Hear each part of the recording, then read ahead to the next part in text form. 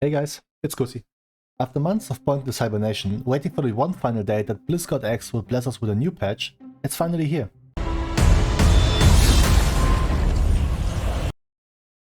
Even way too many hours of playing this old part of the game, while questioning all of my life choices, weren't able to fill the void this 16-year-old abusive relationship carved into me, and while the options of substituting this completely out-of-touch game with more or less charming alternatives, I stay true and honest to my one and only girl. Because this game may be an abusive, demanding and torturing bitch, but it's still my abusive, demanding and torturing bitch.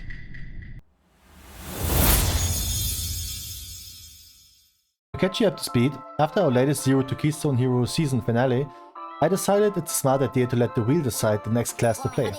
And while I would have enjoyed playing a two-handed strength class, to tear every Mythic Plus boss a new asshole with a new legendary, the gods have decided it will be a tank. But if you think I get some meaty, shield-wielding son of a gun that is ready to protect this gang at all costs, you're on the wrong here, mister. I got the Soda Poppin' special in form of a tree-worshipping druid with a bear persona.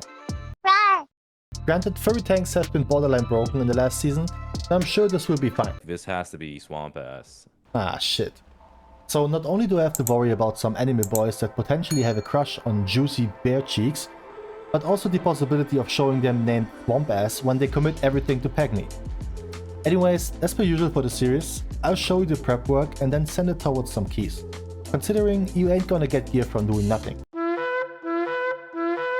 But since the catch-up mechanic is the only thing Blizzard has been improving every year, this shit is too easy to accomplish. The only thing you have to do is this one weird pre-quest until you get your gear-greeting ass teleported to the holiest of holy realms. Forget Narnia, forget Hogwarts, or any other fictional place that tolerates gingers. This is the Emerald Dream. You get greeted with a new addition to mounts you will never use, while pretty quickly figuring out that scenarios, even though considered as a demigod, is indeed just clickbait and becomes borderline useless when shit actually hits the fan. I couldn't understand them proper, so you best believe I whipped out my Google Translator from bitch to English. Please help me, mighty Kusi, for I am useless. Uwu. Just what I thought. But even though every NPC seemed more useless than the other, I was keen of doing the main story ASAP in order to get myself rewarded with this new juicy transmog set. That's made out of leaves, twigs and something I'll describe as Emerald Dream pubes, so it was worth in the end for sure. Next up on the list, the final thing to do in the first week was this weekly event we would call Ringelpiez in German, which in this game pretty much just means you run around the area with this Joe Biden cosplaying stump. Spruce Crown, you're snoring again! A couple of minutes later, we finally ended this weird version of ethnic cleansing towards the Nightmare community, which rewarded me with a bag that I really had no hopes or expectations for.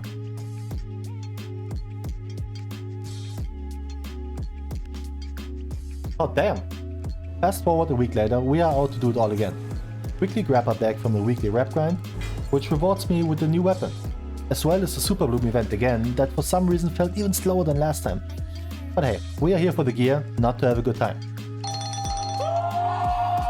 As final call in our prep work arc, we had to put that big barky bear back to rest by beating him so hard until he has enough and shares some of his belongings. Unfortunately, not for us. With all the pre-key stuff out of the way, the only thing left to do is to set up rules for the newest addition to our Zero to Hero journey. First, as per usual, we pug, for the most part. Hear me out, even though I think pugging would be a more relatable situation for most of us, it's not the one I recommend. You see, even though most people would argue that MMORPG stands for man boobs having massively overweight roleplay gamers, which is not incorrect to think, but the second M actually stands for multiplayer.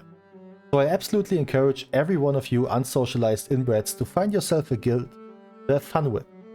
Now again, mostly solo with the chance of hopping onto a guild, but I still will make sure I won't get into a guild group of insane lifeless twinks that will carry my hairy ass to the promised land. Second rule, my own income. The gold you see here is what I got from leveling, questing and doing the occasional call to arms, dungeon edition. No sugar daddies allowed over here. Third rule, no friend list usage. And even though this is the opposite of what I said earlier about the guild, it's still very much different, considering random guildmates can still be a coin flip, while you know what to expect from the people you met and chose to add. The fourth rule is a callback and will include that not only the Keystone Hero achievement is needed in order to finish this journey, but also successfully timing a plus 20 key.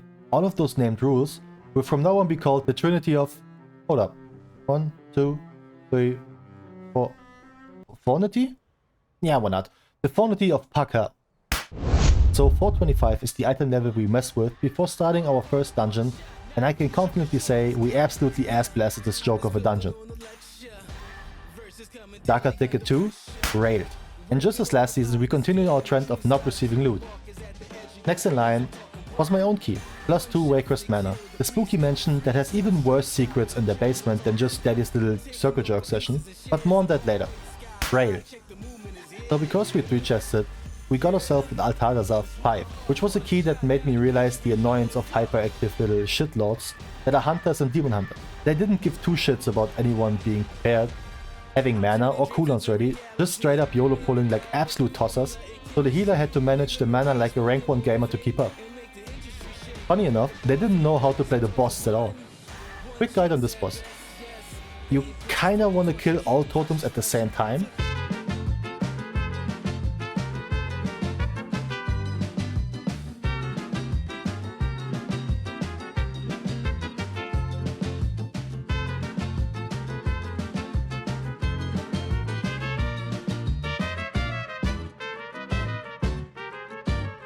After at least 69 reanimations, we did it. Dirt Bros pretty much look the same when it comes to them playing it proper, but hey, I guess you can't expect much from those W gaming wanks after the last boss's performance. After all, there's no strat you can't YOLO. On our way to the final boss, I'd like to quickly showcase and brag with the perfect score this run. To give you some insight of my outrageously potent mind, I saw here that we are missing exactly 2.02% on the bar, and by my insane calculations, there's one special mob that exactly grants this much score. So I got a quiz for you. The bird, it's the bird. And me seeing this was maybe partly luck, but I still credit myself with it. So what? Last boss again, you guessed it. They had no idea what to do and most likely made their healer's life unnecessarily annoying. But hey, since it's the healer's issue, it's not mine. Altadazar 5, railed. Next up is the Everbloom 5, which is also one of those two dungeons that have never seen any Mythic Plus ever. But since I don't want to bore you with the low ass dungeon for this episode already, railed. Naturally, I was keen to increase the key level, so this Darker Ticket 7 just came in the perfect moment. And because so many people are so insanely overgeared for this, we railed it again. But look at that. Needless to say, I just all over the place when I saw this demonic omelette case in form of a solid trinket, and I was over the moon happy. So happy in fact, that I thought I'd share this with some really good friends I met earlier. Meet the Heartsbane Triad. Not only are they categorized in ruthless sisters when it comes to higher level dungeon keys, but they are also on my personal list of not my proudest faps, and you can best believe that Daddy Waycrest and Lord Picnic over here got their fair share of action with those three.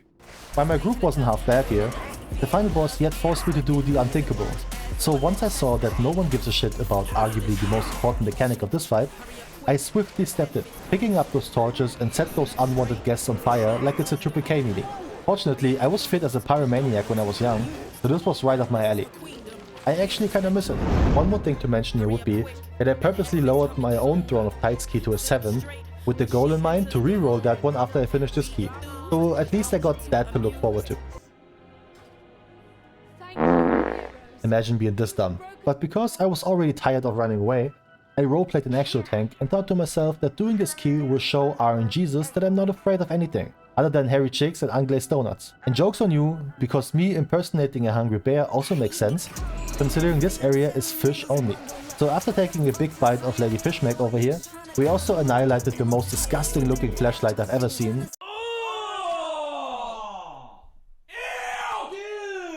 In order to cleanse this place of all the mutated fish wanks. Again, no loot, but railed.